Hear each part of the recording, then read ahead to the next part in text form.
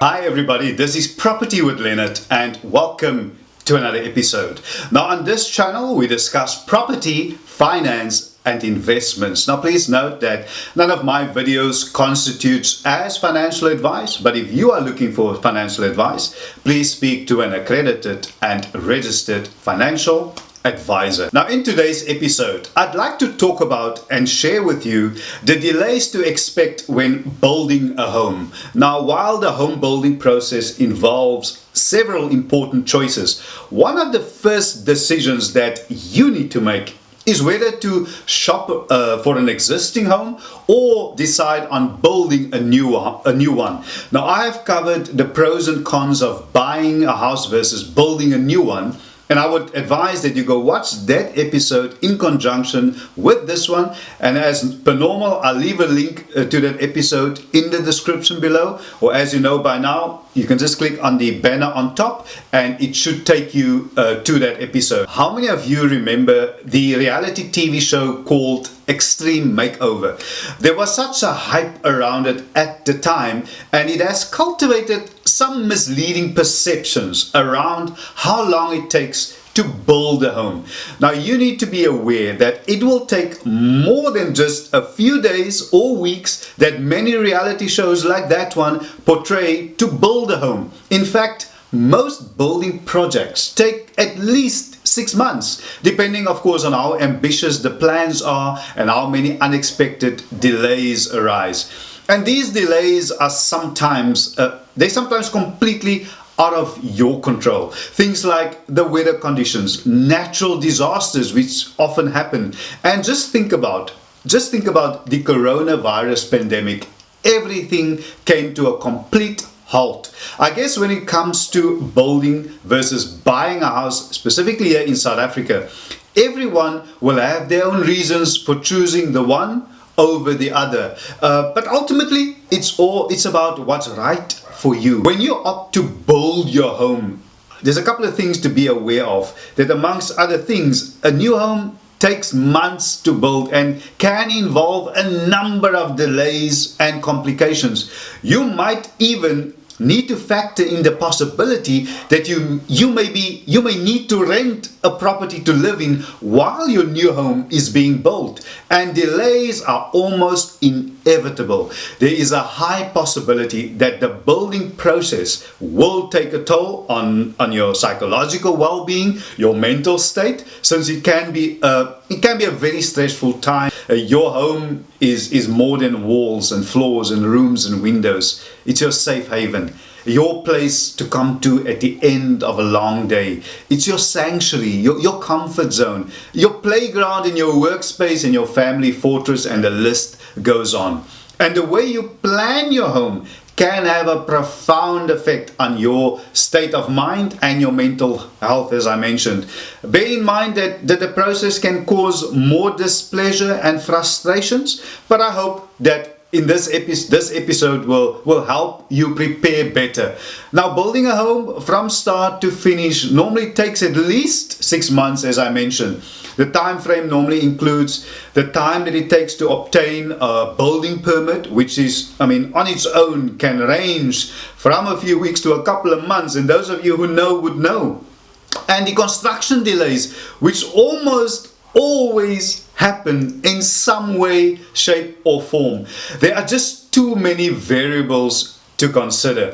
Think about something as simple as the electrician. You have an electrician not pitching on the day that he needed to install the electrical wiring in the kitchen, and it needs to be done before the carpenter can start with his part of the project, his part of the job. Now these simple delays can easily cause a snowball effect, and before long there are long delays that will cost you precious time and money, and everything else, of course, that goes with it.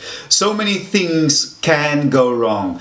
I came across a very interesting article about graphs and data from the South African Quantity Surveyors Association that I will share with you in this episode, so please make sure that you stay tuned for that. Now, it is evident that there is a high degree of commonality in construction delays, and not just here in South Africa. This is an international phenomenon, and I want to point that out as well. And a good strategy to try and minimize delays would be to put in place risk mitigation measures to address the most prevalent delays first. It is also good practice to allocate the risk of the predominant delays to the contracting party that is in the best position to mitigate the risk of occurrence. Now, many research studies have been conducted over the years, and you might be aware of some of them, to determine the causes and effects of construction delays. But regardless of the vast body of knowledge on construction delays, the failure of many projects to finish on time remains problematic, and this is globally. Now, to put things into perspective for you, and that's the aim of this video, I'm going to put up some graphs on the screen that will cover the three main areas of delays. Now, firstly, a summary of reasons for delay caused by contractors. Right on top, inadequate contractor experience, delays in subcontractors' work. What sometimes happens is that you appoint a contractor, not knowing that almost all of them, they appoint a subcontractor, and that's sometimes where problems arise. And then interference with other trades, productivity or work rate, slow mobilization, contractors' inadequate site inspection, contractors' financial difficulties. This is something that often happens. I've heard horrible stories of contractors missing in action. You've paid them the deposit, they pitch for work for a couple of days, and then you pay them more money, and then they vanish, they disappear. Material, equipment allocation problems, planning and scheduling problems, material management problems, reworks, accidents, site management and supervision. Now, labor is a real challenge, specifically here in South Africa, and they can cause serious delays. And just another thing when it comes to contractors, I always advocate that you make sure that you appoint a contractor that is firstly reputable, but also have reputable references. And then you follow them up, and sometimes they all check out. But just be careful. That's just another thing I want to emphasize and to bring to your attention. Sometimes you have a contractor, he's been in business for 20 years, and then you check his references. They all check out, and he's been praised for doing very, very good job. And no disrespect to the contractor. But what sometimes happens is, and just like I said, bear this in mind. He's been around for 20 years, but he's only been doing minor works for 20 years. But you have a huge project, so he's not maybe qualified enough to do that. Or although he has experience, 20 years experience in the industry, he has no experience from supervising, building a house from the foundation right up to the roof and handing over the keys to you. He doesn't have that experience, if you understand what I'm saying. So just be aware. And then a summary of reasons for delay caused by the client, which is you. Right on top, inappropriate overall organizational structure. Unrealistic contract durations. You need to be reasonable. You can't expect a house to be built in 3 months, big double-story house, 200 square meters, top-class finishes. You want the key in 2 months. That's just unrealistic. And then lack of communication, slow decision making. And that slow decision making can be very, very frustrating for a contractor. If you have a client who can't make up their mind and they are delaying the whole process. Design team inadequate supervision, deficiencies in coordination, design quality or incomplete drawings. I don't even know what to say here. I assume that would have been the case if you allow the builder to start building without the plans being approved by a local authority. I mean, that's just a simple no-go. It is irresponsible. It's going to cost you money. Delay due to handing over of site. Slow information flow. I've covered that with the communication.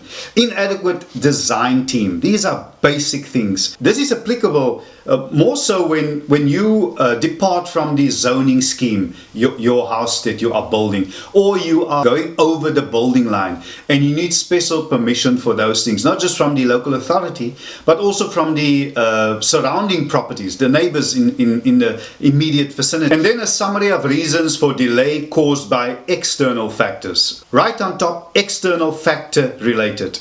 Increase in material costs. This is another real world problem, because if there's delays, for instance, on the previous slide when I spoke about delays in the approval of the plans, so that can take months. I mentioned a few weeks to a couple of months, and obviously that will have a direct implication, or it might have, on the material costs. So who's going to bear that? It gets so complicated, so just make sure that you got all your ducks in a row. Then labor disputes and strikes, acts of God, inclement weather, government regulations, slow permits by government agencies, problems with neighbors, confined site, economic conditions, disputes and conflicts, unforeseen site conditions, price fluctuations, I've mentioned that one earlier, and then shortage of construction material. It's good for you to have an idea of what could possibly go wrong, and if you are planning on building a new home, or know of somebody that is about to, please make sure that you share this video with them. I'm sure there are many other possible delays, but this video should prepare you to an extent where you can go into this whole process with open eyes, knowing more or less what to expect and anticipate responses to problems that might arise. Thank you so much, everybody. I really and sincerely hope that this video was of value to you, and if it was, can I kindly ask you, if you haven't, to please subscribe to my channel, to like this video, and to share it. Now, those things are really good for the YouTube algorithms, and it doesn't cost you anything, and you know, that way YouTube will recommend this video more to people like you who they know would be able to benefit from its contents. I almost want to say people here in South Africa, but I'm so blessed. I really have some of you watching from all over the world, and if you are not from South Africa, please let me know in the comment section below. It's always nice to know where my audience is from, and if you are from South Africa, kunjani. Yeah, you also let me know in the comment section below. You can just say hi. South Africans, we just say hi. Oh yeah, just before I go, subscribing, two things. Firstly, it is absolutely free. It doesn't cost you a cent. And secondly, it is really easy. You can just click on that subscriber button in the bottom right hand corner of your screen, and please remember to hit the all notifications, and that way you would be notified and you won't miss out whenever I upload new videos. Thank you so much, everybody. I see you in the next episode. Stay blessed.